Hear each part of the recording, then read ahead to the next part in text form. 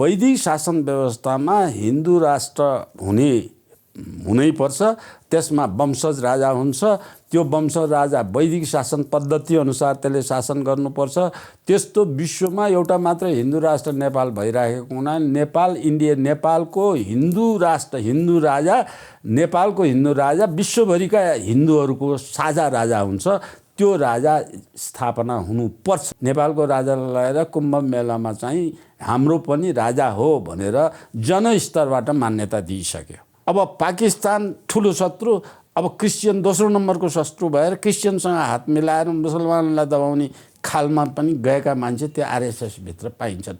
मुसलमान र इसाईको दास भएर इन्डियाको शासन सत्ता पुरा क्याल्कुलेसन गरेर 1318 वर्षसम्म इन्डिया विदेशीको दासमा भएर बसिया छ।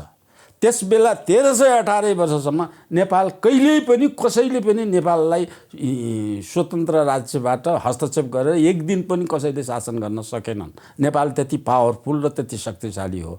1318 वर्षसम्म इन्डियामा पुस्ता गन्यो भने 55 देखि 60 पुस्ता इन्डियामा भएछ। 60 पुस्तासम्म आफ्नो धर्म संस्कार संस्कृति रीतिरिवाज केही पनि पढ्न लेख्न बुझ्न गर्न नपाएको देश इन्डियन हो। तर नेपालले गरिरहेर आजसम्म गरिरहेको त्यही इन्डियाले धर्म बिर्सेको हुनाले धर्मको अर्थ बिर्सेको छ। हिन्दू भन्छ त्यसले, हिन्दू होइन, वैदिक सनातनी हो, वैदिक हो। वैदिक र सनातनी नभनेर त्यसलाई म धर्म मात्रै भन्छु। धर्म भनेको शाश्वत सत्य कुरा हो। त्यो शाश्वत सत्य कुरालाई इन्डियाले धर्मको अर्थै बुझेका छैनन्। हिन्दू भन्छन्, हिन्दू होइन, धर्म मात्रै हो। हिन्दू त सिन्धुको अपभ्रंश, बोल्न नजानेर सलाई ह उच्चारण गर्ने गरेर सिन्धुलाई हिन्दू भनेर त्यो धर्म मान्नेलाई हिन्दू धर्मावलम्बी भनेको हो। हामी हिन्दू धर्मावलम्बी होइन, धर्म जोगाएर राखेको धर्म राजा। हाम्रो राजाको नाउँ धर्म राजा हो। हामी त्यो धर्म राजा अनिवार्य हुन्छ। त्यो अनिवार्य नेपालमा मात्रै भएको छ। धर्म भनेर जुन इन्डियामा कराउँछन् ती संस्कार संस्कृति हिन्दू धर्मको अर्थै नबुझेका।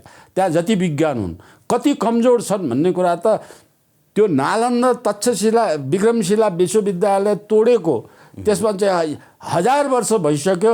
अनि भारत स्वतन्त्र भएको 100 वर्ष हुन लागिसक्यो। अहिलेसम्म त्यसलाई कन्टिन्यू गर्न चाहिँ त्यसलाई पुनर्स्थापन गर्न सकेका छैन, मर्मत गर्न सकेका छैन। किनभने शासन इन्डियाको शासन अङ्ग्रेजले बनाइदिएको अर्थनीति छ, अङ्ग्रेजले बनाइदिएको कर नीति छ, अङ्ग्रेजले बनाइदिएको चाहिँ एडमिनिस्ट्रेटिभ सिस्टम छ इन्डियामा। अङ्ग्रेजले बनाएको जम्मै कुरा अहिले इन्डियामा केही गएकै छैन। भाषा समेत अङ्ग्रेजी भाषा हिजो आएर अङ्ग्रेजले लदान गरेर बनाएको अङ्ग्रेजी भाषा नै त्यहाँको राष्ट्रभाषा छ। हिन्दीलाई पनि बनाउन सकेका छैन। बनाउनु पर्ने संस्कृत हो। इन्डियाले नेपाललाई जोगाएर धर्मको अर्थ नेपालबाट बुझ्नुपर्छ।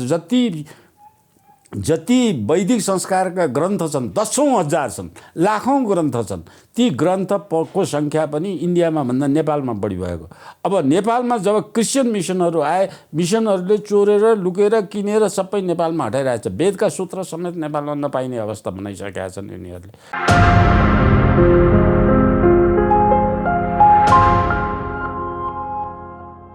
दर्शकवृन्द नमस्कार। PNBखबर.com को यो विशेष श्रृङ्खलामा हामीसँग आज प्राध्यापक डाक्टर शास्त्रदत्त पन्थजी हाम्रो साथ हुनुहुन्छ। सर, यहाँलाई हार्दिक स्वागत छ। धन्यवाद। कतिपय राष्ट्रवादी भनिएकै व्यक्तिहरूको पनि सदासहायता मोदीप्रति देखिन्छ, भाजपाप्रति देखिन्छ र आरएसएसप्रति देखिन्छ के। तर आरएसएसको मुख्य डिजाइन त अखण्ड भारत हो, नेपाललाई पनि भारतमा विलय गराउने जुन नेहरूकै सपना थियो अथवा वल्लभभाइ पटेलको सपना थियो, त्यो सपना अन्तर्गतै हो भनिरहेका छन् होइन। बिजेपी र आरएसएस नेपालको लागि घातक हो कि होइन? नेपालमा चाहिँ उसले राज संस्थान ल्याइन्छ, हिन्दू राष्ट्र नि ल्याइन्छ भनेर जसरी खुसी भएका छन् केही व्यक्तिहरू, त्यो चाहिँ ठिक हो? मेरो एनालाइसिसमा बिजेपी र आरएसएस दुईटा फरक धारमा गएका छन्। बिजेपी कति मात्रामा गएछन् मलाई थाहा छैन।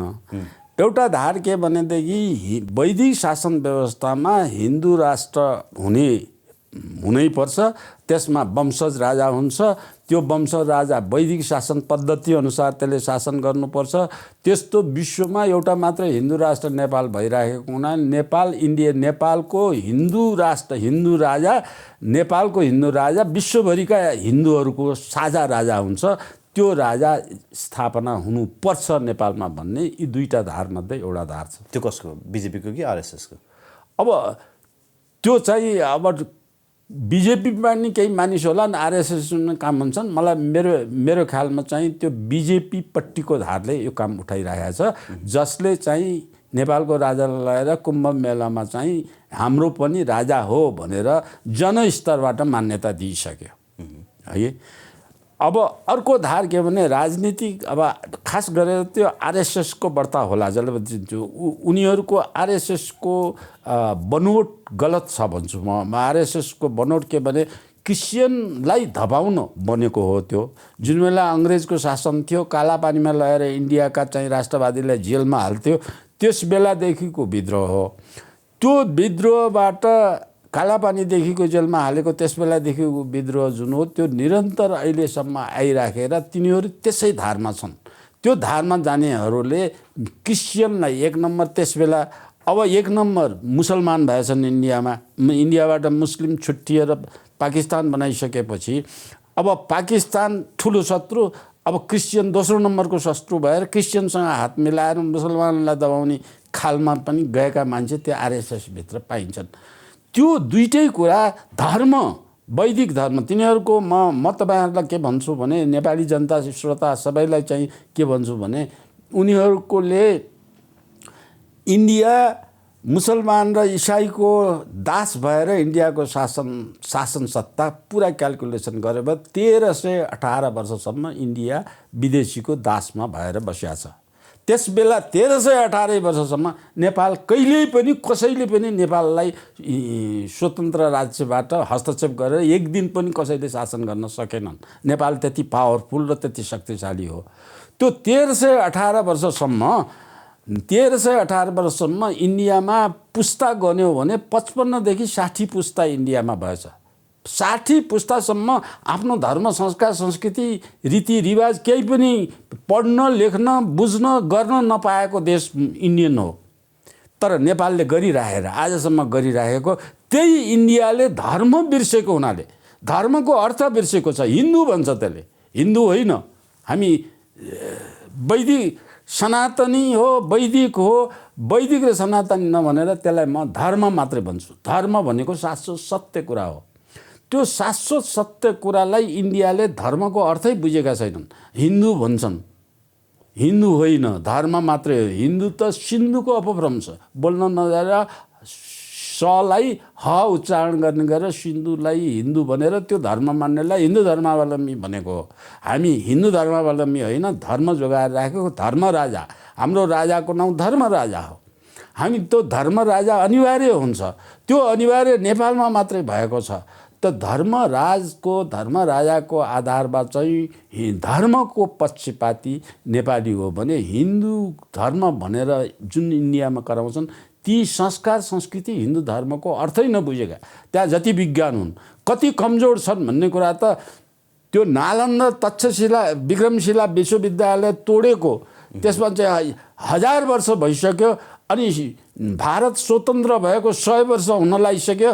अहिलेसम्म त्यसलाई कन्टिन्यू गर्न चाहिँ त्यसलाई पुनर्स्थापन गर्न सकेका छैन, मर्मत गर्न सकेका छैन। किनभने शासन, इन्डियाको शासन अङ्ग्रेजले बनाइदिएको अर्थनीति छ, अङ्ग्रेजले बनाइदिएको कर नीति छ, अङ्ग्रेजले बनाइदिएको चाहिँ एडमिनिस्ट्रेटिभ सिस्टम छ इन्डियामा। अङ्ग्रेजले बनाएको जम्मै कुरा अहिले इन्डियामा केही गएकै छैन। भाषा समेत अङ्ग्रेजी भाषा हिजो आएर अङ्ग्रेजले लदान गरेर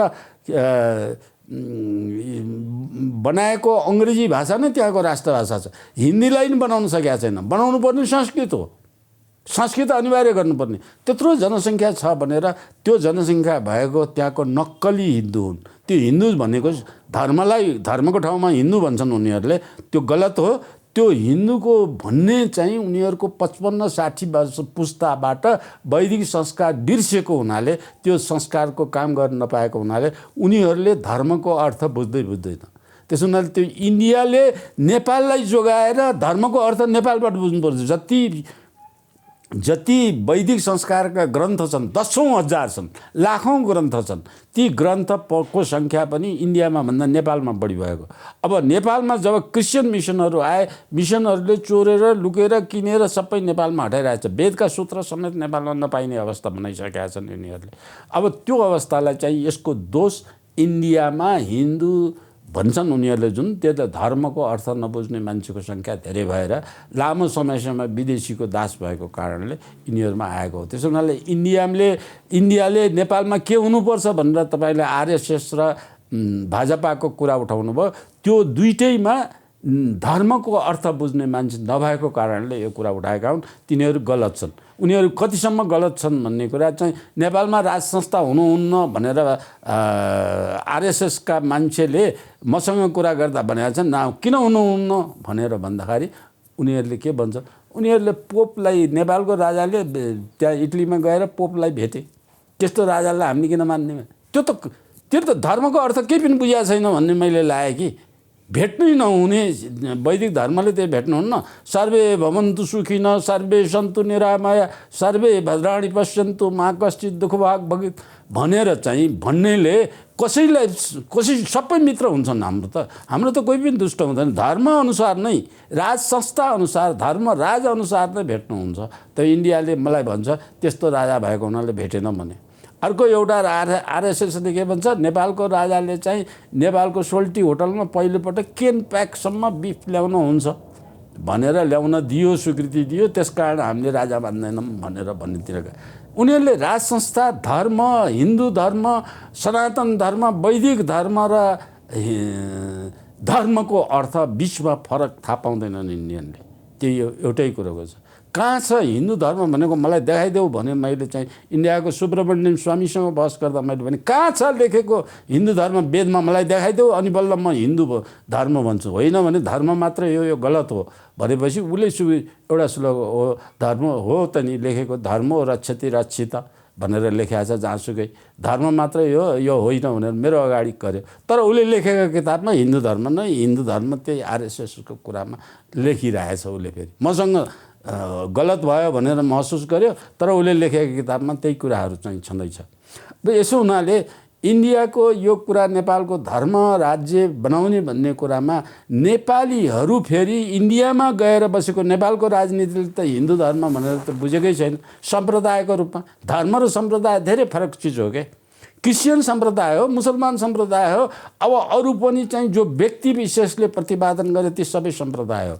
धर्म भनेको कुनै व्यक्तिले नबनाएको हो। शाश्वत यो पृथ्वी जसले बनायो, सूर्य जसले बनायो, चन्द्रमा जसले बनायो, यो सब दिन रातको सिस्टम जसले बनायो त्यसले बनाएको हो धर्म। धर्म शाश्वत सत्य हो। त्यो पृथ्वीका सबै प्राणीको साझा हो। त्यो धर्म वैदिक धर्मको त्यो सूत्रको आधारमा चाहिँ छोडेर धर्मको विपरीत यिनीहरूले हिन्दू धर्म भनेर यस किसिमको कुराहरू ल्याए। त्यसैको लयमा इन्डियाका गुरु हुने, नेपालका पण्डितहरू चाहिँ अब त्यही इन्डियाका चेला हुने। त्यो भएको भएर नेपाली पनि ठुल्ठुला पण्डित छैन। तपाईँ बिहान धार्मिक प्रवचन गर्ने चाहिँ रेडियो टेलिभिजनमा सुन्नुहोस्। रेडियो टेलिभिजनमा उनले धर्मको अर्थ नबुझेको त कहाँबाट स्पष्ट हुन्छ भने हामी कुनै धर्मका विरोधी होइनौँ, सबै धर्म बराबरी छन् हाम्रो भने। धर्म त एउटा मात्रै हुन्छ, सबै धर्म कसरी भयो? त्यो धर्मगुरुले प्रवचन गर्दै गल्ती गर्छ, त्यहीँबाट थाल्छ बिहान। त्यसो हुनाले त्यो इन्डियाको दलाली, इन्डियाको पछि इन्डियाबाट सिकेको प्रतिफल त्यस्तो हुन्छ। त्यसो हुनाले नेपालमा धर्म राज्य हुनुपर्छ, धर्म राजा हुनुपर्छ। धर्म राजाको काम वैदिक राज संस्थाको जे लेखेको छ त्यसको आधारमा धर्म राजाले काम गर्नुपर्छ। त्यो चाहिँ कुनै पनि राजनीति व्यवस्था, शासन व्यवस्था त्यो राजाले चाहिँ माथि भएर वाचडग भएर मात्रै गर्ने हो। शासन व्यवस्था त जनताका प्रतिनिधिले नै गर्ने हो धर्म राज्यमा पनि। त्यसमा चाहिँ राजा भएपछि नेपालमा कुन मन्त्रालय भनेको वेदबाट आएको, मन्त्र आलय, मन्त्र राख्ने घर भनेको, आलय भनेको घर हो, मन्त्र भनेको सूत्र हुन्, फर्मुला हुन्। त्यो चाहिँ कृषि मन्त्रालय भनेको कृषिका सूत्र राख्ने मन्त्रालय। त्यसमा मन्त्री को हुनुपर्छ भने राजा, वैदिक राजाले कत्रो ज्ञान 24 वर्षसम्म पढ्नुपर्छ त्यसले, राजा युवराज छँदै। त्यो भएर त्यो गरेर आएपछि त्यो मन्त्रको विज्ञ नेपालमा को छ त्यो विज्ञ त्यो मन्त्रालयका हुनुपर्छ। अहिले त अहिले गएर नथुराम खत्रीले केही पनि थाहा नपाएको मन्त्रालय जान्छ, भन्छ मन्त्रालय गर्छ काम, अमन्त्रालय गलत काम कुरा गर्छ। त्यो भएको भएर नै हाम्रो राजनीति बिग्रेको हो। त्यो किसिमको अवस्था आएको भएर हाम्रो राजनीति बिग्रेको हो। हाम्रो राजनीतिमा अनि विदेशी पस्न पाउने वातावरण त्यसै कारण भएको हो। अब यति धेरै कुरा हामीले गऱ्यौँ होइन। अब जाँदा जाँदै कन्क्लुजनमा म अलिकति एउटा कुरा जोड्न चाहेँ। रवि लामिछाने राष्ट्रिय स्वतन्त्र पार्टीका अध्यक्ष, अहिले उप प्रधानमन्त्री तथा गृहमन्त्री होइन, उहाँको अस्वाभाविक उदय होइन। अब जनताहरूले जसरी जनमत दिनुभयो, 20 सिट उहाँले हासिल गर्नुभएको छ, अहिले उप प्रधानमन्त्री तथा गृहमन्त्री पनि पाउनु भएको छ। उहाँले गरेका काम कारबाहीहरू र उहाँको उदयलाई कसरी लिनुहुन्छ? मैले यो त उदय त काकताली हो। काकताली किन भन्छु मैले भनेदेखि यो नेपालमा चाहिँ 33 वर्ष, त्यसो भए 32 वर्ष भनौँ, यो पछिल्लो 1 वर्ष छोडौँ, 32 वर्षसम्म दलीय व्यवस्था आएपछि नेपाललाई 1 वर्षमा नै 2 वर्षमा नै स्वर्ग बनाउँछ। सबै मान्छेले घर सग्लो बुलेट प्रुफ घर पाउँछन्, सबै मान्छेले 3-3 बिघा जग्गा पाउँछन्, सबै मान्छेले रोजगार पाउँछन्, सबै नेपाल त एकदम संसारमा सबभन्दा सुखी र समृद्ध हुन्छ भनेर सपना बाँडेको। अनि सपना बाँडे राजनीतिमा जनताले बाँडेको के गर्ने? एउटा चुनावमा बाँड्यो, पहिलो चुनावमा बाँड्यो, प्रवेश गर्दाखेरि बाँड्यो, के गर्ने? हाम्रो एकदलीय सरकार भएन, त्यसकारण गर्न सकेन भने जनताले एकदलीय सरकार बने, के गर्ने? 2/3 नभए भएन, 2/3 सरकार बने, जे के गर्ने? यो भएर सकेन भन्दा भन्दै 30 वर्ष बितिसक्यो। 28-30 वर्ष बितिसकेपछि पछिल्लो चुनावमा, यो चुनाव अहिले गएको पछिल्लो यो चुनावमा आउने बेला कुनै पनि मान्छे बेवकुफ, दलीय व्यवस्थै खराब हो, दलीय व्यवस्थामा भ्रष्टाचार नीतिकादेखि लिएर यावत कुरा निहित स्वार्थको लाग्ने। यिनीहरू समाजवादी होइनन्, यिनीहरू साम्यवादी होइनन्, यिनीहरू पुँजीपति होइनन्, यिनीहरू देशभक्त होइनन्, यिनीहरू राष्ट्रलाई केही गर्छु भन्ने अवस्थाका होइनन् भनेर नेपाली जनताले के भने यसको विकल्प खोज्नुपर्छ भनेर विकल्प खोज्ने क्रममा सबैभन्दा धेरै टेलिभिजन रेडियोमा चिच्चाइराखेर यो यिनीहरूको कुकृत्यलाई पर्दाफास गरेको, यो यसले धोका दिन्न भनेर यसलाई आएको। त्यो चाहिँ काकताली स्वरूप भएको उदय हो। अब बोल्नु र आलोचना गर्नु र सत्तामा बसेर त्यही काम गर्न सक्ने क्षमता बनाउनुमा धेरै अन्तर छ। उनी सत्तामा गएर त्यही काम गर्न सक्छन् भन्ने अवस्थामा उनलाई प्रधानमन्त्री बनाए पनि पछाडि चाहिँ प्रधानमन्त्री बनाउने अफर त थियो नि त। प्रधानमन्त्री बन्न नि सक्छन्। अब सांसद जितेर गएपछि प्रधानमन्त्री बन्न नसक्ने कुरा त छैन। अब बन्न नसक्ने कुरा खुट्टा तान्ने त फेरि प्रशस्त छन्। त्यो खुट्टा तान्ने उनले चाहेको अनुसार गर्न त सक्दैनन्, चाहेको अनुसार हुने वातावरण त छैन। त्यसकारण यस्तो भइहाल्यो भन्ने कुरा चाहिँ यसलाई क्यारिस्मेटिक लिडर भन्छन्। क्यारिस्मेटिक लिडर भन्नलाई चाहिँ, क्यारिस्मेटिक लिडर बन्नको लागि चाहिँ त्यो लिडरमा क्यापेसिटी नै हुनुपर्छ। त्यो लिडरमा क्यापेसिटी छ छैन भन्ने कुरा त थाहा छैन, तर त्यो सत्तामा जाने बित्तिकै अहिले मैले 2-3टा कुरा चाहिँ क्यारिस्मेटिक लिडर बन्न सक्छ जस्तो मलाई नलागेको। पहिलो कुरा, ऊ चाहिँ अमेरिकाको पार्टीको प्रतिनिधित्व गरेर आयो, अमेरिकाले नै उठाएको हो भन्ने काउन्टर जवाफ दिन सकेनन्। त्यसको दोस्रो प्रमाण के भयो भनेदेखि अमेरिकाको एजेन्ट भएको नेपाली काङ्ग्रेसको थापा 4 नम्बर निर्वाचन क्षेत्रमा उसले आफ्नो उम्मेदवार खडा गरेन।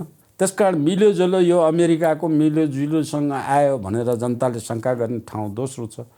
तेस्रो कुरा चाहिँ उसलाई नागरिकताको प्रमाणको नागरिकताको जुन अभियोग लागेको छ, त्यो अभियोग लाग्दा एउटा प्रजातान्त्रिक निखर राजनेता यदि म हो भने पनि म त्यस्तो गरेर गर्छु भने पनि त्यसमा भनौँ त मेरो मुद्दा लागेछ, म मन्त्री खान्न, छानबिन गर, त्यो किसिमको गरेपछि म क्लियर। उसको अभियोग फेरि चरको अभियोग होइन, मलाई चाहिँ उसको अभियोग लगाएको सरकारको षड्यन्त्र जालो मात्रै हो। तर उसले त्यो जालोभित्र चाहिँ आत्मसमर्पण गरे र मलाई उसले चाहिँ मैले चाहिँ त्यो ममाथि छानबिन गर्न अवरोध गर्दिनँ भन्दै गृहमन्त्री नै चाहियो, उपप्रधान नै मलाई चाहियो र गृह चाहियो भनेर जानु नै त्यहाँनिर दालमे कुछ काला आयो भन्ने देखियो। त्यही किनभने त्यो भएपछि त्यही मन्त्रालय मातहत हो नि त अनुसन्धान हुने त। त्यो मन्त्रालय मातहतको मान्छेले आफ्नै मन्त्रीलाई चाहिँ यो गलत हो भनेर पुष्टि गर्नलाई चाहिँ त त्यति सजिलो हुन्न। भने जति ऊ बाहिर बसेर डटेर काम गरेर मलाई चाहिँ अनुसन्धान होस्, मलाई खोज होस् भनेर चाहिँ भनेको थियो, गर्न सक्दैन नि। नेपालमा एमालेको सांसदले मैले भ्रष्टाचार गरेको हुँ, यो भ्रष्टाचार यसरी गरेको हुँ, मलाई जेल हाल भनेर चाहिँ सांसदले एमालेको सांसदले अघिल्लोभन्दा अघिल्लो चुनावमा चाहिँ भनेर प्रस्ताव पास गरेका होइनन् र म अपराधी हुँ जेल हाल भन्ने सांसद पनि नेपालमा थिए नि त। त्यस्तो भन्ने ठाउँमा यिनी खडा हुनु पर्थ्यो क्या अहिले। त्यो खडा नभएको कारणले त्यो अप्रत्यक्ष रूपमा भयले गृहमन्त्री भएको जस्तो देखियो। डरले अब भयले भएको जस्तो देखेछु मैले। अब त्यो कुरा अब अहिले उनी खराब हुन्, उनीले गलत गर्छन्, उनी पनि यही पार्टीका ड्याङ हुन् भनेर मैले भन्दिनँ। त्यो भन्ने बेला भएको छैन। उनले अझै सुधार्ने ठाउँ छ, उनले अझै यसमा ल्याउने ठाउँ छ र तर सरकार यस्तो उनी यति कमजोर छन्, यति कमजोर अहिले शासन गर्छ, उनको भन्दा खराब भएको। अब यो मधेसमा उपप्रधानमन्त्री समेत भइसकेको त्यो ठाकुरको कुरा, नागरिकताको कुरा छ। उपेन्द्र महतो, राजेन्द्र महतो, राजेन्द्र महन्त ठाकुर पनि छ, राजेन्द्र महन्त पनि छ। नेपालको अब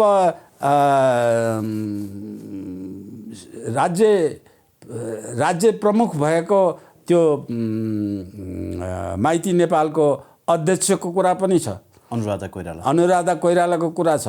अब अहिले त्यो कुराभन्दा चर्को चाहिँ प्रचण्डले उठाएको मधेसमा 7 लाख जनतालाई मैले नागरिकता दिन्छु भनेको, यो नागरिकता ऐन पास गरेर 7 लाख जनतालाई दिन्छु भन्ने तिनै प्रधानमन्त्री भएछन्। त्यो सबैभन्दा त यिनी त विशुद्ध नेपाली हुन् नि त। लामिछानेको त कुनै अपराध र विदेशी आएर शासन गर्ने त होइन, विशुद्ध नेपाली हुन्।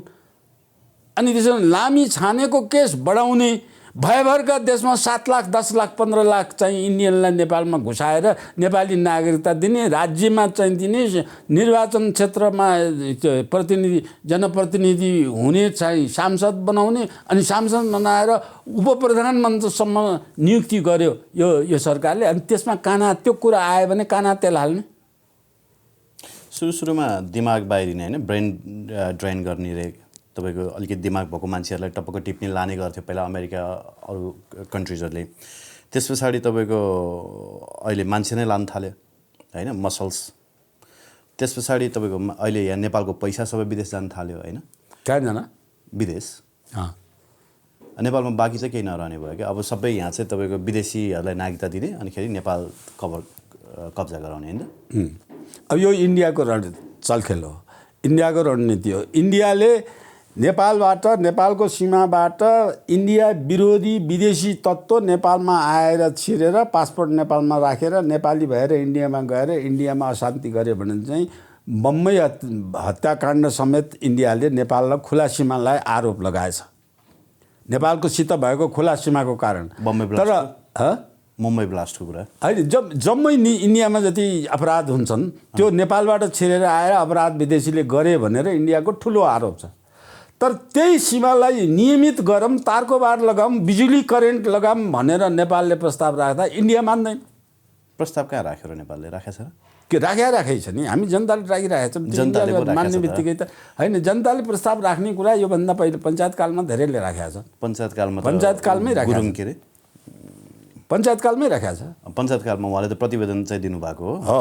अब धेरै छन् अहिले पनि, 1900 सरकारी तवरबाट कुनै त्यो किसिमको कलम त त्यसपछि त इन्डियाको पक्षकै सरकार बनाउनेमा इन्डिया लाग्यो। इन्डियाकै अहिलेसम्मका भएका प्रधानमन्त्री 30 वर्षसम्म भएका 44 जना प्रधानमन्त्री त इन्डियाको डिजाइनमा भएका प्रधानमन्त्री छन्। तिमीले त राख्ने कुरै 44 जना छन् यो डिजाइनमा भएको, कोही पनि त्यसको विरोधमा। त्यसमा अलिकति नर्मल भएर रहेको एउटा सुशील कोइराला हो, एउटा चाहिँ त्यो हाम्रो एमालेको झलनाथ खनाल।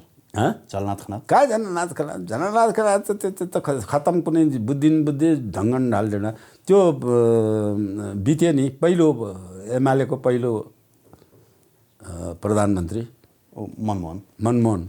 यो दुईटा तटस्थ भएर दुईटाले नेपाल विरोधी काम गरेका छन्। 44 मध्ये 42 जनाले त इन्डियाको एजेन्ट भएर काम गरेका छन्। 42 जनाले। अब नेपालको सन्दर्भमा यहाँले विभिन्न अनुसन्धान, अध्ययन र लेखहरू मार्फत चाहिँ विदेशी शक्तिहरूको चलखेलका विषयमा थुप्रै पुस्तकहरू पनि निकालिसक्नु भएको छ होइन। अहिलेको सरकार र सत्ता समीकरणको विषयमा लिएर मानिसहरूले विभिन्न खाले टिका टिप्पणीहरू गरिरहेका छन्। कतिपयले यो प्रो चाइना समीकरण हो भनिरहेका छन् भने कतिपयले चाहिँ यसमा भारतको पनि सहमति छ भन्ने कुराहरू गरिरहेका छन् होइन। ओली र प्रचण्डको यो नाटकीय मिलनमा कुन चाहिँ नि विदेशी शक्तिको बोलवाला रहेको छ यहाँले होइन, यहाँको विश्लेषण के रहन्छ सर? यसमा विदेशी शक्ति भन्दा यसपटकमा चाहिँ आन्तरिक दलको आन्तरिक सन्तुलन गडबडीको कारणले भएको छ। विदेशी शक्ति त नेपालको राजनीतिमा पुरै टाढा रहेको अवस्था त नेपालको राजनीतिमा छैन। विदेशी शक्तिको त्यति विगतमा जस्तो चर्को प्रत्यक्ष चलखेल पहिले चाहिँ ओली सरकार भत्काउने बेला र त्यसभन्दा पहिलेका अवस्था नेपालमा अशान्ति मचाउने बेलाका कुरा, नेपालमा चाहिँ नेपालको राजनीति अर्थनीति सबैमा चाहिँ हस्तक्षेप गर्ने कुरामा त्यस पूर्वको जस्तो चर्को यस अवस्थाको होइन। यस अवस्थामा त्यसको सेडब्याक हो, थोरै त्यसको सेडब्याक हो। त्यसमा चाहिँ त्यति ठुलो चलखेल भएको जस्तो मलाई चाहिँ लाग्दैन। तर भारतीय मिडियाहरूको आरोप हेर्ने हो भने यो प्रो चाइनिज गभर्मेन्ट हो, चाइनाले नै तिक्तता हुँदा हुँदै पनि ओली प्रचण्ड बीच मिलन गरायो। इन्डियाले बार भन्ने, यो नेपालीले भनेको भन्दा बढ्ता इन्डियन न्युज पेपरहरूले यतिखेर यो सरकारलाई चाइनाले जित्यो इन्डिया हार्यो भन्ने कुरा इन्डियाको मिडियाले प्रशस्त लेखेका छन्। त्यो इन्डियाको मिडियाहरू त्यति रिलायबल र त्यति चाहिँ कन्फर्म भएको अवस्था छैन। अब चीनले सधैँभरि इन्डियाले जति यो सङ्कुचित हस्तक्षेप अथवा नाङ्गो हस्तक्षेप भने चीनले गरेको पाइँदैन। तर चीनको एउटा कुरा के अरे, नेपालमा साम्यवादी सरकार होस्, नेपालले साम्यवादी सरकार एकजुट हुन्, साम्यवादी भए सो त चीन पक्षका इन्क्लाइन हुन्छन् भन्ने एउटा अवधारणा राखेको छ। र नेपालको राजनीतिमा चीनले बार भन्दै आएछ कि आन्तरिक राजनीति हो, आन्तरिक राजनीतिमा हाम्रो कुनै भनाइ छैन, तिमीहरू मिल गर खाऊ त्यही हामीलाई सन्तोष छ भन्ने खालको चीनको धारणा पाइन्छ। अब अहिले चाहिँ साम्यवादी एक ठाउँ आएको हुनाले चीनको भूमिका बढी छ कि भन्ने इन्डियाको मिडियाको यो प्रस्ताव हो। साम्यवादी मात्रै होइन, यहाँ त फेरि कन्जर्भेटिभ फोर्स पनि त आएको छ, डेमोक्रेटिक फोर्स पनि आएको छ, यो त सम्मिश्रण छ।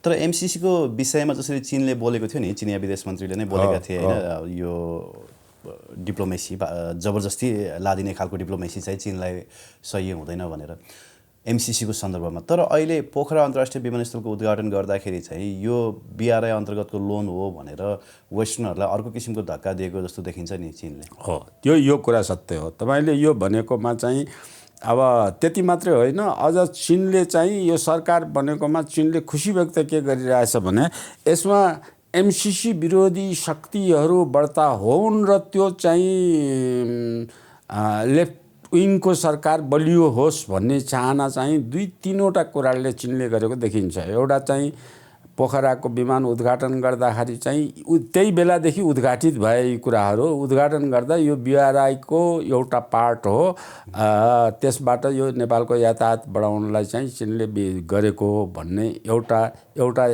खुलेआम चीनले भनेको कुरा भयो।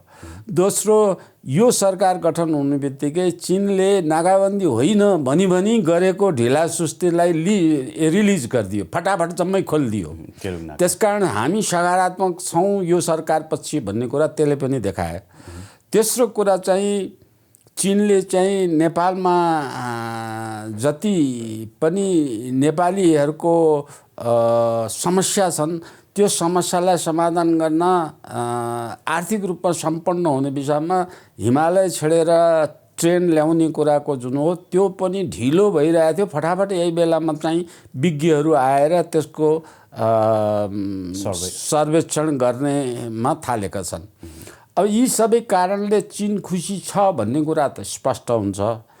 तर चीनको धारणा नेपालको राजनीति र नेपालको दललाई खेलाउनु भन्दा नेपालमा चाहिँ इन्डियन बल लिएर अमेरिका आएर चीनलाई घेर्ने रणनीतिमा चीन बढी चिन्तित त्यसमा भएको देखिन्छ।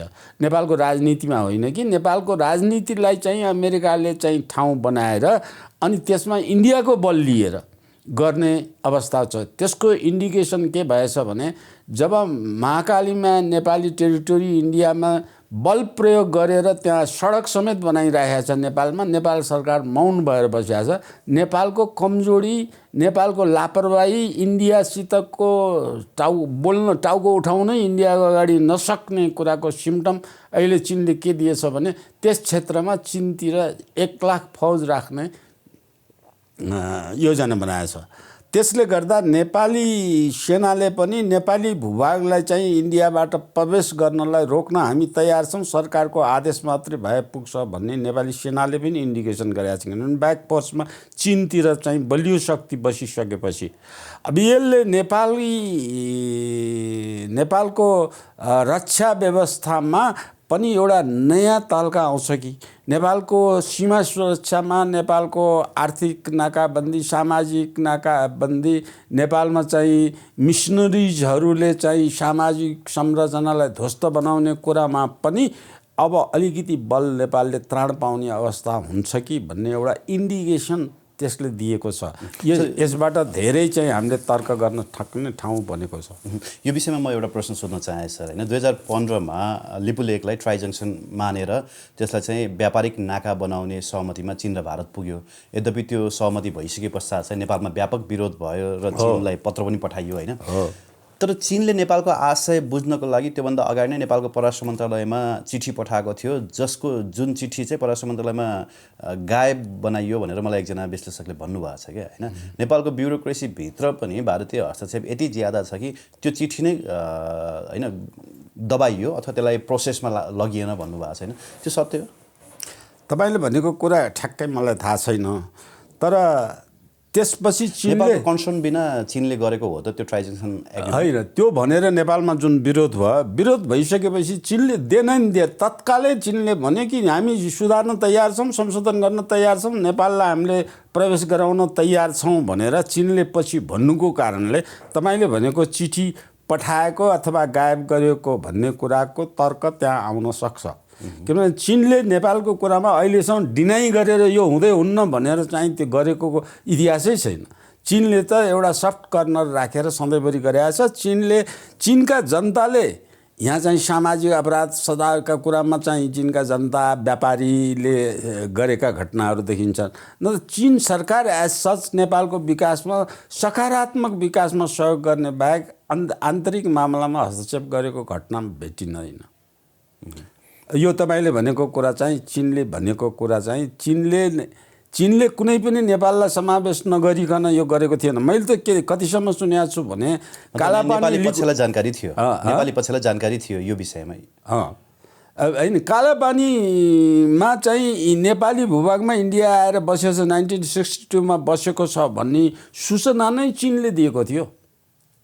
किनभने त्यो त निर्जीव स्थान हो नि, कुनै प्राणी नबसेको, कुनै गाउँ नभएको थलो, धेरै चाहिँ बस्ती नभएको थलो हो नि। त्यसो हुनाले त्यो कुरा चाहिँ राजा वीरेन्द्र छँदै त्यस बेलादेखि राजा महेन्द्रको पालादेखि उनीहरू चाहिँ कसरी चाहिँ चीनको 1962को युद्ध गर्ने बेलामा नै तिनीहरू नेपाललाई थाहा नदिइकन लुपीछिपी त्यहाँ बसेका छन्। नेपालको नक्सा अनुसार यो नेपालको भूभाग हो, तिमीहरूलाई थाहा छ कि भनेर त्यो चाहिँ लिखित नभए पनि त्यो मौखिक रूपमा जानकारी दिने चीनकै गुप्तचरले हो जानकारी दिएको हो नेपालमा, अनि मात्रै नेपालले थाहा पाएको हो। वेल, अहिलेको सत्ता समीकरणबाट चीन खुसी छ भन्ने कुरा स्पष्ट देखिन्छ हैन। चीनको मुभमेन्टहरूले पनि त्यो कुराहरू देखाउँछ।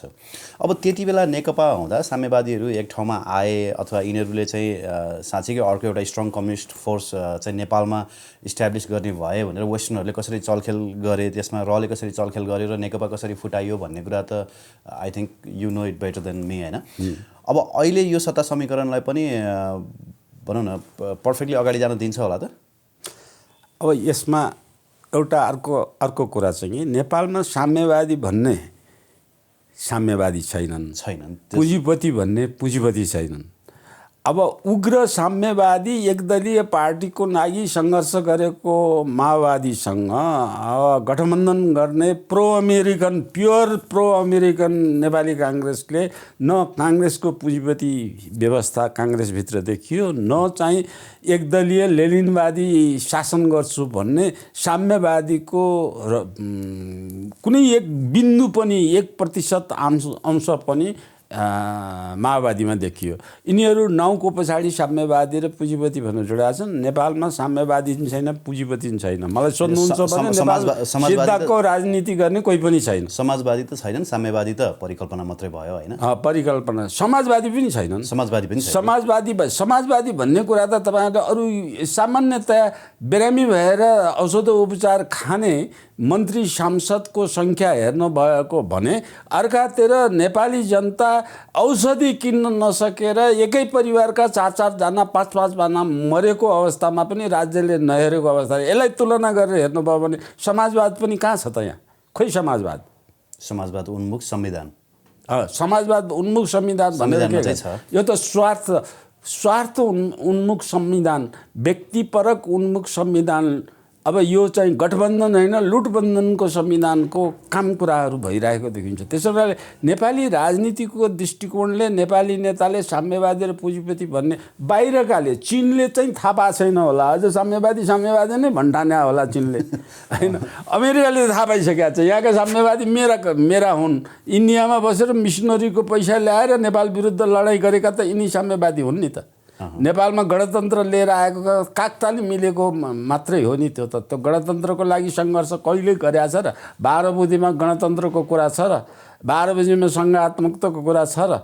केही पनि छैन नि। 12 बुँदेको त एउटै कुरा के हो भने मिसनरिजले रले चाहिँ उक्साएर बनाएको त्यो भूमिगत भएकोलाई कानुनी रूपमा बाहिर ल्याएर सत्तामा कसरी लैजाने भन्न इन्डियाको स्वार्थको लागि मात्रै 12 बुँदे हो नि। त्यो एमालेको स्वार्थ, माओवादीको स्वार्थ अथवा 8 दलको जुन चाहिँ भर्सेस माओवादी जुन चाहिँ स्पाम भनेको छ नि, 7 पार्टी एलायन्स एन्ड माओइस्ट भन्नेको जुन सम्झौता हो, त्यो सम्झौताले त यी सबै जे परिवर्तन भए केही पनि मानेका छैनन्। त्यो सम्झौता अनुसार त यी केही पनि फालिएका छैनन्, मानिएका छैनन् नि। त्यसो हुनाले यो चाहिँ त व्यक्तिपरक एउटा चाहिँ हुइसमा आएका हुन्। जनतालाई एकट्ठा पार्ने, झुटो आश्वासन दिएर जनतालाई एकट्ठा पार्ने अनि जनता आफ्नो पछाडि हिँडाउने, अनि त्यो पनि भोगानाङ्गा रोजगारविहीन मान्छेलाई पछाडि हिँडाउने, ताकि कहीँ स्थानीय इकाइ कहीँ राखेर 2-4 पैसा बाँड्न सकियोस्। त्यति त्यो तथापि पनि अमेरिकालाई अब एसपिपी पास गराउन त हम्मे नै होला होइन, तर एमसिसी कार्यान्वयन गराउनु उसको महत्त्वपूर्ण पाटो छ होइन। एमसिसी कार्यान्वयनको पक्षमा त अहिले त्यहाँ झडपहरू भइरहेको दृश्यहरू पनि अगाडि आइरहेका छन् होइन। यो सत्ता समीकरण उसको लागि गाह्रो हुन्छ कि हुँदैन? गाह्रो हुन्छ, मेरो ख्यालमा गाह्रो हुन्छ। नेपाली जनता, किनभने यसमा लोकतन्त्र त एउटा सबैले भनेका छन् नि। प्रजातन्त्र र लोकतन्त्रमा अन्तर छ। मैले प्रजातन्त्र भन्छु, अब अरू यिनीहरूले लोकतन्त्र भन्छन्। त्यो लोकतन्त्र भन्ने हो भने पनि कुनै सिद्धान्तमा राजनीतिक दल सिद्धान्तमा गएर काम गर्नु पर्यो र त्यो सिद्धान्तमा गएर मान्नु पर्यो नि। त्यो मान्ने हो भने अहिलेका चुनावमा आएका सांसद अघिल्लो चुनावमा भएका जस्ता भेडा कम छन्। अघिल्लो चुनावमा त स्पिकरले ताली ठोक भने ताली ठोकिहाल्ने। अघिल्लो चुनावमा पार्टीको हुइपले ताली यसमा भोट हाल्ला भने भोट हालिहाल्ने। हाम्रो विचार संसदले, कुनै पनि संसदले जनताको प्रतिनिधित्व गरेन। त्यसैले एमसिसीको विरुद्धमा नेपालका जनताको 2/3 जनता एमसिसीको विरुद्धमा नेपाली जनता छन्। त्यो जनताको प्रतिनिधित्व नगरेर सांसदले दलको अथवा दलको नेताको आदेश पालना गर्यो भने त्यो सांसदको खैरियत छैन। अहिले हिजोको जस्तो सांसद अवश्य हुँदैन। यसमा 1/3 सांसद राष्ट्रलाई प्रेम गर्ने सांसद आएछन्। त्यहाँ 1/3 सांसद मात्रै त्यस्तो आयो भने पनि संसदमा अवरोध गर्न सक्षम छन्। र हिजोको कुरालाई गर्नुहुन्छ भने ती सांसद माओवादीको भित्र पनि सांसद छन्। हिजो माओवादीभित्र सांसद, एमसिसीको विरोध गर्ने सांसद महाभित्रका 3-4 जनाले त संसदमा गएर बोलेकै छन् नि। संसदमा बोलेर फेरि पार्टीको भिटो लगाएर तै पनि एमसिसीको पक्षमा भोट तिनैले हालेका छन् नि। तिनको मनलाई जितेर जनताको प्रतिनिधित्वलाई गराएका त होइन नि। त्यसो हुनाले अहिले एमसिसी पास गर्न त्यति सजिलो छैन। एमसिसी पास गर्न जे शर्त पास त भइसक्यो, कार्यान्वयन गराउने मात्रै हो होइन। कार्यान्वयन गर्नलाई जे कन्डिसन राखेका छन् नि उनीहरूले कुन दफामा के परिवर्तन हुनुपर्छ भनेर चाहिँ त्यहाँ चाहिँ त परिवर्तनको दफाको लिस्ट त छ नि, त्यो लिस्ट त हेर्न पर्यो नि। त्यो लिस्ट अनुसार सूची अनुसार परिवर्तन गराएर पास त गर्न पर्यो। सांसदलाई ताली ठोक भनेर ताली ठोक्ने अवस्थामा गए सांसद भने अब देशमा प्रजातन्त्र पनि गयो, देश पनि गयो, देशको शान्ति सुरक्षा नि गयो, देश अफगानिस्तान हुन्छ। देश चाहिँ अरेबियन कन्ट्री जस्तोमा चाहिँ अमेरिकाको रोल प्ले हुन्छ। यहाँ अमेरिकाको त्यो रोल प्ले हुने हो भनेदेखि त्यो अवस्था आयो। अहिले पास गरे, त्यसै गरेर ताली गरेर पास गरे भने नेपाल अफगानिस्तान होइन, चिनिया फौज पनि आउँछ, इन्डियन फौज पनि आउँछ, अमेरिकन फौज पनि आउँछ। त्यो यो नेपाललाई शान्ति सुरक्षा भएर बस्ने वातावरण हुन्न। नेपालमा चाहिँ 1/3 जनसङ्ख्या पहिले नै यसबाट चाहिँ नेपाल विदेशमा गएर बसेका छन्। अब पनि जान सक्ने सबै विदेशमा गएर तिनैमा झुडिएर विदेश जान्छन्। नेपाल चाहिँ यिनै पार्टी र पार्टीका कार्यकर्ता मात्रै नेपाल बस्ने देश हुन्छ। नेपाल चाहिँ नेपाली बस्ने देशै नहुन सक्ने अवस्था छ। त्यसो हुनाले अहिले गम्भीर भएर सांसदले, अहिले आएका सांसद गम्भीर भएर यसमा चाहिँ लागेनन् भने यो कुरा, अथवा हिजो पनि सांसदले चाहिँ जुन चाहिँ हरेक दफापछि के संशोधन हुनुपर्छ भनेर राखेका छन् त्यो संशोधनको लिस्ट छ। त्यो लिस्ट अनुसार त्यति संशोधन गरेर पास गर्नेसम्म गयो भने यो रणनीति, यो चाहिँ अशान्ति भविष्यको नेपालको उग्र असन्तुष्टि अशान्तिबाट नेपाल जोगिन सक्छ। पास गरे पनि त्यो संशोधन गरेर पास गर्दै गर्दैनन्। व्याख्यात्मक टिप्पणी त्यो चाहिँ एउटा नोट अफ डिसेन्ट लेखा उयो संविधानमा चाहिँ असहमति जनाएको जस्तो मात्रै हो। त्यो अलरेडी पास भइसक्यो र कार्यान्वयनको फेजमा गइरहेछ। यद्यपि एमसिसी एउटा आवरण मात्रै हो। भेस्टेड इन्ट्रेस्ट भनेको त यहाँ सैन्य बेस क्याम्प राख्ने हो अमेरिकाको, होइन? यदि अमेरिकाले आफ्नो इन्ट्रेस्ट पुरा गर्न पाएन, चाहे त्यो एसपिपी मार्फत होस् या अन्य कुनै इन्डो पेसिफिक स्ट्राटेजी अन्तर्गत अरू अन्य कुनै प्रोग्रामहरू इम्प्लिमेन्टेसन गरेर होस्, होइन, ऊ यहाँ सैन्य बेस क्याम्प राख्न चाहन्छ, त्यसबाट ऊ ब्याक हुनु पर्यो। र साँच्चै यो सत्ता समीकरण घाँडो भयो भने या त सत्ता समीकरण टुटाइदिन्छ या त नेपाल फेरि श्रीलङ्काको बाटोमा जान्छ। एकचोटि चाहिँ वर्ल्ड ब्याङ्कले, आइएमएफले ऋण दिन बन्द भयो भने नेपालको अर्थतन्त्र अहिले कहाँ छ भन्ने प्रश्न पनि गर्छन् कि? त्यो त अहिले भइसकेको छ। हेर्नुहोस् तपाईँले, अहिले चाहिँ भएर यो महिनामा, आउने माघ महिनामा कर्मचारीको तलब खुवाउने पैसा छैन। अनि वर्ल्ड ब्याङ्कले ऋण दिएन भने अब यहाँ त्यो पैसा छैन भनेर राष्ट्र ब्याङ्कले 2 वर्ष ऋण मागेको छ तलब खुवाउनलाई जनतासँग, होइन? जनताको नेपाली पैसाको ऋण राष्ट्र ब्याङ्कले मागेको छ 2 वर्षमा तिर्ने गरेर। त्यो पैसाले आउने माघ महिनादेखिको कर्मचारीको तलब यहाँ तत्कालै खुवाइन्छ। अर्कोतिर मिसनरी अमेरिकाको, फेरि अमेरिका सरकार जसरी एमसिसी मार्फत आएछ त्यसरी अन्डरग्राउन्ड टनलभित्रबाट छिरेको छ क्रिस्चियन मिसनरिजहरूको टोली छिरिसकेका छ। त्यसलाई पैसा पुगेन भनेर अमेरिकाले त्यो गर्नलाई त्यसको उनीहरूको क्लु के रहेछ भने सङ्घात्मक राज्य बनाउने, जातीय राज्य बनाउने, सङ्घ र जातिको बिचमा झगडा बनाउने। त्यो पछि आर्थिक रूपमा कमजोर हुन्छ, सामाजिक रूपमा कमजोर हुन्छ, अनि 2-4 पैसा दिएर 1-2 जोर कपडा फालेर तिनीहरूलाई हात लिन सकिन्छ भन्ने अवस्थामा आएको। त्यो पैसाको परिचालन गर्न नर्वेले अहिले पैसा दिँदैछ। नर्वेले पैसा दिएको पैसा चाहिँ अहिले त्यो पैसा सोझै नेपालमा आयो भने जसरी एमसिसीको विरोध भयो त्यसरी विरोध हुन्छ भनेर परराष्ट्र मन्त्रालयले लेखेको चिठी परराष्ट्रले गायब गरेको छ। त्यो चिठी पनि गायब गरेको छ। त्यो गायब गरेपछि त्यसले के गर्यो अहिले नर्वेले भनेदेखि त्यो पैसा म युएनओमा दिन्छु, युएनओ मार्फत त्यो पैसा चाहिँ युएनसँग एग्रिमेन्ट गरिसक्यो, पैसा दिने भइसक्यो। अब त्यो पैसा के को लागि भने नेपालको सङ्घात्मक व्यवस्था जोगाउनको निमित्त अब कुनै एनजिओ आइएनजिओ बनेर त्यो मार्फत नेपालमा आउँदै आइसकेको छ। त्यो अलमोस्ट आइसकेको छ त्यो पैसा। अब यो चाहिँ रणनीतिभित्रबाट अमेरिकाको पछाडि ग्रासरुट लेभलको हरेक गाउँको हरेक व्यक्तिको चरित्र तपाईँले अन्तर्वार्ता लिएछु, मैले केही बोलिरहेको छु, योले के असर गर्छ भनेर अन्वेषण गर्ने, बिचमा चाहिँ एनालाइसिस गर्ने मान्छे समेत त्यो संस्था मार्फत नेपालमा पसिसकेका छन्। अब त्यो अवस्थाले पनि नेपाल भित्रभित्र यसले के गरेछ भने त्यो काठभित्र धमिरो लाग्छ नि, बाहिर देख्दा जस्ता तस्तै काठ देखिन्छ। काठ भित्रभित्र खाँदै गएर धमिरो लागेपछि कहीँ प्याच्च भयो भने खतरा कोही बाहिर जान्छ। त्यो अवस्थामा अहिले नेपाल पुगिसकेको छ। त्यो अवस्थामा पुगिसकेकोबाट नेपालमा जोगाउने भन्ने मान्छे अहिले यो गएको सरकार 5 वर्षभित्र मैले एकजना त्यो जोगाउनु पर्छ भन्ने कुरा राष्ट्रपति एकजना बाहेक मैले कोही पनि देखिनँ। त्यो सरकारी पक्षबाट चाहिँ यसरी जाने सबै विदेशीको दलाल र गुलामबाज छ। नेपालको पैसा बाँडीचुँडी खाने भनेको छ। त्यो बाँडीचुँडी खाने अवस्थामा नेपालका सबै दलहरू एकमत छन्। नेपालको राजनीतिको केन्द्रबिन्दु दिल्ली हुनबाट अब चुकेको? हजुर, नेपालको राजनीतिको केन्द्रबिन्दु दिल्ली हुने गर्थ्यो नि, अब त्यसबाट चाहिँ चुकेको हो दिल्ली? त्यो त अहिले धेरै जुन बेलामा चाहिँ ब्रिटिस एम्बेसी काठमाडौँबाट झिकेर दिल्ली लयो, यो शान्ति सम्झौता भएपछि त्यो दिनदेखि नै दिल्लीबाट अमेरिकाबाट दिल्ली थ्रु त्यो बेलादेखि नै दिल्लीको झ्यालबाट नेपालमा हेर्ने भनेको त त्यो राखिराखेको छ नेपालमा हेर्ने। अहिले एम्बेसीजहरू पश्चिमा मुलुकको प्रभाव भएका एम्बेसीहरू नेपालभित्र सबै इनएक्टिभ छन्। सबै दिल्ली, धेरैले दिल्ली सारिसकेका छन्। तपाईँको भिसा पासपोर्ट लिन पनि कति दिन यहाँ एजेन्ट मात्रै राखेका छन्। तपाईँ त्यो एजेन्ट कहाँ बुझाउनुहुन्छ काठमाडौँबाट, उनीहरूले दिल्ली पठाएर दिल्लीबाट भिसा पासपोर्ट बनेर आउँछ। मेरो कन्सर्न कहाँ हो भने नेपालको राजनीतिमा भारतीय हस्तक्षेपको बारेमा त तपाईँले धेरै लेखिसक्नु भएको छ, माइक्रो म्यानेजमेन्टको बारेमा पनि धेरै कुराहरू बोलिसक्नु भएको छ होइन?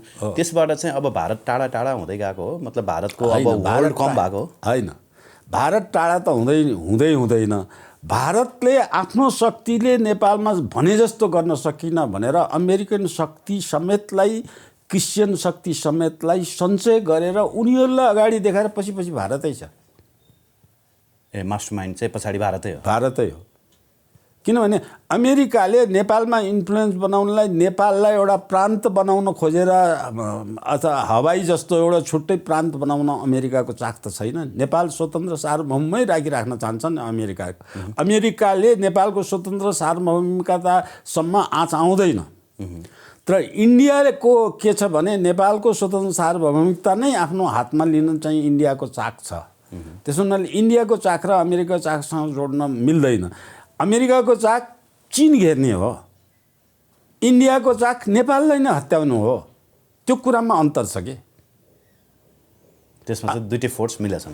अब त्यसमा दुईटै फोर्स मिलाएको छ। अमेरिकाले के आपत्ति, इन्डियामा होस् कि नेपालमा होस्, यो भूमि प्रयोग गर्न पाए, चीनतिर लड्न पाए भएछ नि। खालि अमेरिकाले एउटा क्यालकुलेसन गरेको, इन्डियाको प्रान्त भयो भने इन्डियाले दिन्न कि, त्यसकारण नेपाल स्वतन्त्र सार्वभौम भइराखोस् भन्ने चाहना अमेरिकाको। ओके, अब हामीले दिल्ली ब्याक भएको हो कि अथवा मतलब भारत अलिकति नेपालको राजनीतिबाट ब्याक भएको हो कि भन्ने सोच्दाखेरि अथवा प्रश्न गर्दा पनि फेरि नेपालका नेताहरू त दिल्ली धाउन थालिसके। अब यो सत्ता समीकरण त्यो दिल्ली त हटेकै छैन, दिल्ली हटेकै छैन। खालि केही पोर्सन अहिले नेपाली काङ्ग्रेसका उच्च स्तरीय नेताहरू दिल्ली भ्रमणमा गएका छन् होइन? उनीहरू हारगुहार गर्न गएको भन्ने कुरा सुनिएको छ। प्रचण्डले 26 गते विश्वासको मत पाउने वातावरण कतिको देख्नुहुन्छ? यो त लामो समयदेखि हेर्नुहोस्, यो कहिलेदेखि नै इन्डियाले थालेको हो भने जुन बेला चाहिँ नेपालमा पञ्चायत व्यवस्था सुरु भएपछि नेपाली काङ्ग्रेस इन्डिया गएर बसे, त्यस बेलादेखिको रणनीति हो। अब त्यस बेलादेखिको भन्नुहुन्छ भने अझ मेरो भनाइमा त अलिक कस्तो किसिमको थियो भने नेपाल युएनको मेम्बर बनाउनलाई इन्डियाले हर्डर गरेको थियो। किनभने सिक्किम भुटान जस्तै हो नेपाल पनि भन्ने धारणा राखेको थियो। त्यो धारणा राखेको हुनाले अब इतिहासलाई कोट्याउने भने धेरै लामो कुरा हुन्छ। त्यो धारणा राखेको अवस्थालाई राजा महेन्द्रले मात्रै बुझे, महेन्द्रले मात्रै त्यसलाई बुझेर त्यो सिक्किम भुटान जम्मू काश्मीर जस्तो नेपाल होइन भन्ने कुराको यस्तो ज्ञान दिलाए कि जुन ज्ञानलाई नेहरू र सरदार वल्लभ भाइ पटेलले चाहिँ 1946-47तिर सरदार वल्लभ भाइ पटेलले सबै इन्डियाले ब्रिटिसरले चाहिँ प्रान्त नभएको भूभाग पनि इन्डियामा मिसाएर गए। त्यो बेलामा चाहिँ हिमालय स्टेट 4वटा हिमालयन स्टेट पनि मिसाउनेमा चाहिँ सरदार वल्लभ भाइ पटेल लागेका थिए। तर नेहरू पटेलभन्दा धेरै चतुर मान्छे भएको हुनाले नेहरूले नेपाललाई हातमा हाल, त्यत्रो अङ्ग्रेज शक्तिलाई ध्वस्त बनाउने देश हो त्यो, त्यो त्यहाँ हात हाल्यो भने अहिले हामीले विलय गराएका जुन इन्डियाका 7-8वटा प्रान्त विलय गराएर इन्डियामा थप्यो त्यो नेपालको कारणले ती पनि फुत्केर जान सक्छन्। त्यसकारण यहाँ हात नहाल भनेर पहिलो पटकमा त पटेललाई नेहरूले नै भनेको भएर नेपाल जोगिएको हो। त्यस बेला के हुन्थ्यो थाहा थिएन। पटेलले त नेपाललाई पनि जम्मू काश्मीर यो बनाउन लागेको थिए। त्यसमा त्यस बेलाको रणनीति राजा महेन्द्रलाई मात्रै थाहा थियो। महेन्द्रले त्यस बेला तत्कालै 4 फिङ्गर थ्योरी डेभलप गरेर जम्मू काश्मीर भुटान सिक्किम र त्यस बेला इन्डियामा मिसिन नसकेको आसामका स्टेटहरू जति छन्। आसाम भन्ने एउटा स्टेट अहिले त 6-7वटा आसाम भइसक्यो फुटेर। अब त्यस बेला आसाम भन्ने 4वटा चाहिँ हिमालयन किङडम भनेर नाउँ राखेर 4वटाको एलायन्स गभर्मेन्ट बनाइसकेका थिए राजा महेन्द्रले। त्यो 4 फिङ्गर थ्योरी त्यो थाहा पाएर हत्तपत्त यसलाई कटअप गर्नु चाहिँ अब यो त्यसैको आधारमा बनेकोमा सिक्किमलाई उनी इन्डियामा बिलाएर लिएर त्यो चाहिँ वनमा फायर लाइन बनाइन्छ नि, एउटा रुख नभएको लाइन भनिन्छ, आगो लाग्यो भने जोगाउनु। त्यसरी इन्डिया बफर जोनको रूपमा बफर जोनको हिसाबले अनि सिक्किम बिचमा आएर नेपालकै छेउमा ठक्कै लाएर काटेर इन्डियाको प्रान्त बनाउनलाई हत्तपत्त त्यहाँ चाहिँ हात हालिहालेको हो। अनि त्योभन्दा पहिले गएर भुटानलाई इन्डियाको प्रोटेक्टोरेट स्टेट बनाएको हो। अनि जम्मू काश्मीरलाई चाहिँ अहिले बल्ल त इन्डियाले लियो। जम्मू काश्मीर त स्वतन्त्र देश हो नि। त्यो त युएनओबाट 4 पटक नेहरूले सही गरेको छ। यसलाई रेफरेन्डमबाट अनि कता बस्ने हो भनेर जम्मू काश्मीरमा निकाल्ने। त्यो रेफरेन्डममा 3टा कुरा छ। जम्मू काश्मीरमा एउटा पाकिस्तानमा मिसिने या इन्डियामा मिसिने या स्वतन्त्र राज्य हुने। यो 3टामा एउटामा बहुमतको निर्णय गरेर गर्ने। त्यसमा निर्णय युएनओले यतिसम्म निर्णय गर्छ कि इन्डियाका नागरिक र पाकिस्तानका नागरिकहरूले त्यो रेफरेन्डम गराउन नपाउने, युएनओले रेफरेन्डम गराउने, अरू थर्ड कन्ट्रीका कर्मचारी ल्याएर गराउने समेतको निर्णय भएछ। त्यो त आँखा चिम्लेर अहिले बलको प्रयोग गरेर जम्मू काश्मीर इन्डियामा मिलाएको हो नि। यही त यो अहिलेकै प्रधानमन्त्रीले मिलाएको हो नि, मोदीले मिलाएको हो नि। अब नेपालको सबभन्दा मोदीसँग मिलाउन के हो भने त्यो मिलाएको जम्मू काश्मीर मिलाएपछि त नक्सा बदलिन्छ त्यसको। अनि नयाँ नक्सा प्रिन्ट गर्छ। त्यो नयाँ नक्सा प्रिन्ट गर्दा नेपालको चुच्ची नक्सा पनि कर्णालीमा त्यही नक्सामा मिसाएर हालेको हुनाले हामीले जम्मू काश्मीरको समेत विरोध गर्नुपर्ने अवस्था आएको हो कि नेपालको। त्यस हुनाले त्यो अवस्थाबाट नेपालबाट उम्काउनलाई त्यो अवस्थाको अब डेभलपमेन्ट के भएछ भने त्यसको पछाडिपट्टि चीनको भूभागमा चीनले 1 लाख सेना ल्याएर राख्न लागेको कुरा मैले न्युजमा पढाएको छु। त्यसको इन्डियाले विरोध गरेको छ। त्यसले नेपालको यो भूभागबाट गर्छ। अब रणनीति नेपालको असंलग्न तटस्थ रणनीति नेपाली काङ्ग्रेसले चाहिँ युक्रेनलाई समर्थन गरेर अमेरिकाको पक्षमा देखिएपछि नेपाल स्वतः नाटोको मेम्बर भएर असंलग्न बन्द भएको। त्यो शेरबहादुर देउवाको शासनकालले त्यो एउटा गलत काम गरिरहेछ। त्यो गलत कामसँगै अब चाहिँ त्यो गलत कामले यो नेपाललाई चाहिँ अशान्तिको क्षेत्र, उग्र अशान्तिको क्षेत्रमा परिणत गर्ने वातावरण बनाएको छ। यसको जन्म त्यस बेला भयो जब 116वटा फर्स्ट वर्ल्ड कन्ट्रीका मानिस समेतको 116वटा देशले नेपाललाई शान्ति क्षेत्र प्रस्ताव नेपालको लागि स्वीकृत गर्यो। त्यसलाई अस्वीकृत गरेर इन्डियाले नेपालपट्टि त्यस बेलादेखि धावा बोल्यो। नेपालको राजनीतिमा यत्रो ठुलो तहल्का ल्याउनेको जग त्यही शान्ति क्षेत्र प्रस्तावबाट आएको हो के। यसले त्यो इन्डियाको इन्ट्रेस्ट टुटेको छैन। इन्डिया आफू हारेको हुनाले अमेरिकाको मद्दत लिएर नेपालमा चाहिँ इन्डियामा चाहेको काम गर्न खोजिरहेछ। हस् सर, समय समाजको लागि एकदमै धेरै धन्यवाद दिन्छ यहाँलाई। हस्, धन्यवाद।